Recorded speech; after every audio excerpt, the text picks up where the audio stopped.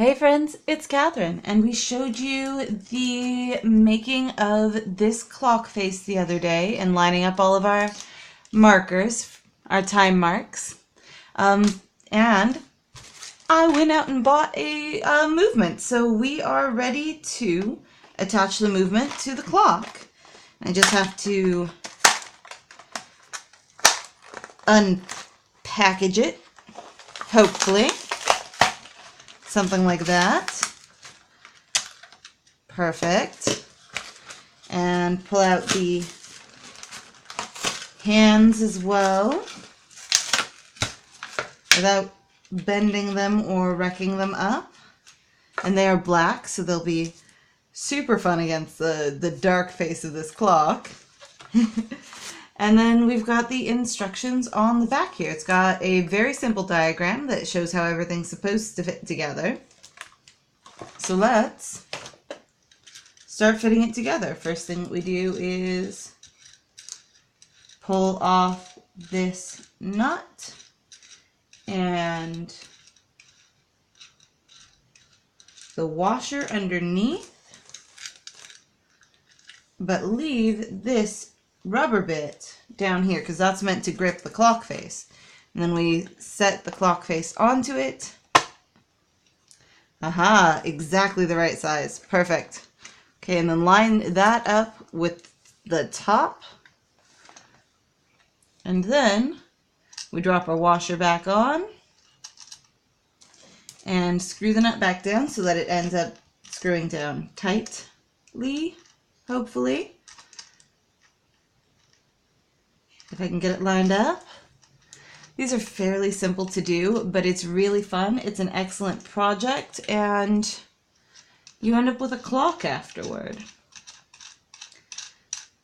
Go. Oh, and I did end up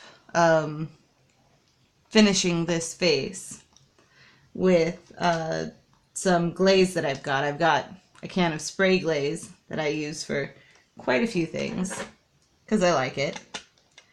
It's easy. And then tighten that down just as tight as we want to make it. That's secure, I think. That's not going anywhere. Okay, so that gives us our movement.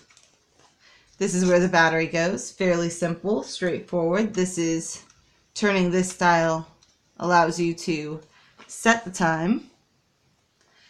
And then next thing on our diagram is the hour hand. So we take and drop that on. No. How does it go on? Let's see.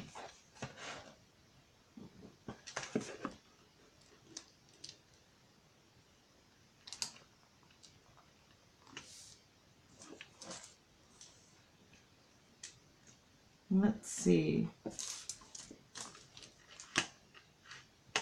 No. Okay. Slide brush washer over the shaft and screw the hex nut onto the shaft so that it is tight against the clock face. Then gently press the hour hand onto the shaft at the 12 o'clock position. This is the hour hand. Gently pressing it on does not work because this thing is in the way.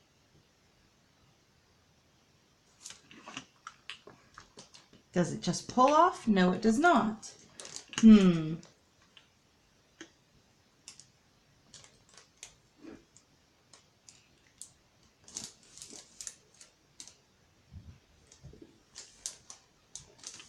How curious. Okay, maybe it sits on top. Then it says place the minute hand over the shaft at the 12 o'clock position. Nope, so you know that definitely has to fit down over that.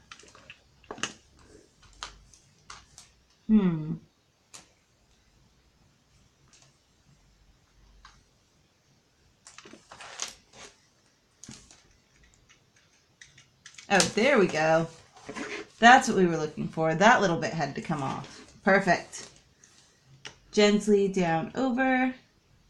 Press it on.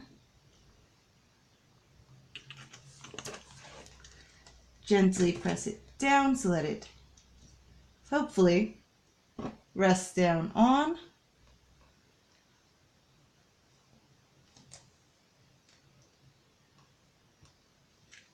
There we go.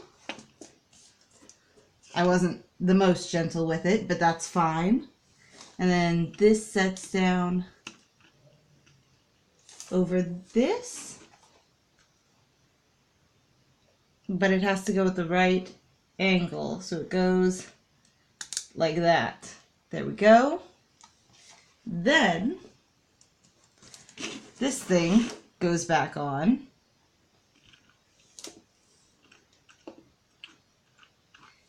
And it screws down. And then the second hand,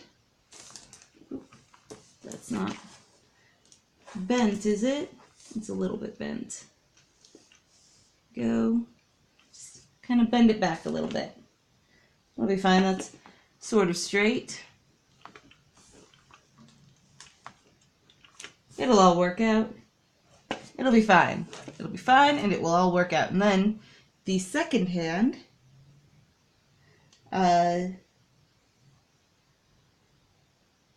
place the minute hand onto the shaft. Press the second hand on. And it should just click down right into the center there. And that should be it. And then we should be able to rotate this little dial on the back, which will change the time. The second hand's not on tightly enough. Okay, that's fine. There we go. Let's try now. There we go. That's better. Okay. And that is how we assemble a clock face. So that the movement is all put together and the hands are on there, and you've got the hour hand, the minute hand, and the second hand. And they are able to turn around and indicate the time. Backward and forward and whatnot. Anyway, that's what I did today. I hope you all enjoyed it. If you did, definitely let me know. I'm always happy to hear from you. And I will see you all another day. Oh, and remember to subscribe. Bye!